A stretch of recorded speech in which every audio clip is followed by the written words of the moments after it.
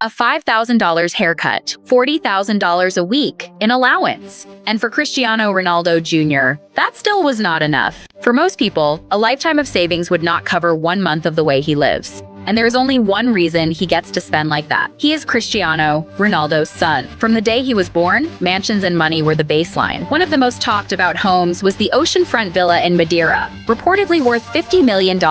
Georgina once said she got lost the first time she visited, and needed half an hour just to find the living room. Luxury brands kept sending new drops, and one whole wall of limited edition sneakers could take the average person years to afford. By 12, he was already on private yachts, and Ronaldo's private jet had basically become his regular ride. But the wildest part was still the spending. A $40,000 weekly allowance already sounds insane. For Ronaldo Jr., it still was not enough. One haircut meant bringing in a top-tier barber and dropping $5,000. Even a casual meal meant Michelin, and getting out for under 4 figures was not happening. He was also into high-end jewelry, and even a diamond-studded Rolex Submariner could be worth well over $100,000. And as he got older, the spending only got bigger. One party could mean renting out a luxury yacht and burning through what many people would pay for a home. And once he had a girlfriend, the spending jumped again. While kids his age were saving up for game skins, he was already buying his girlfriend a Porsche. That is when people start to get why Ronaldo is still playing at 41.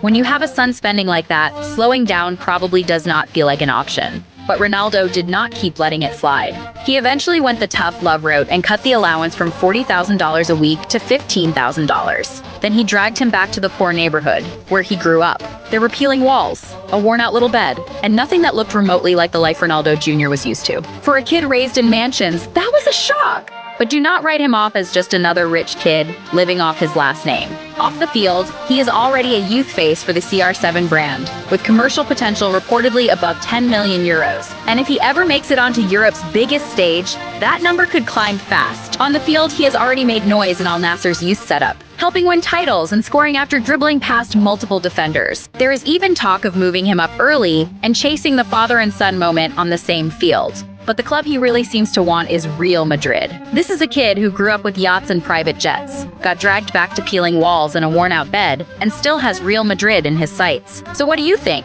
Does he actually make it there?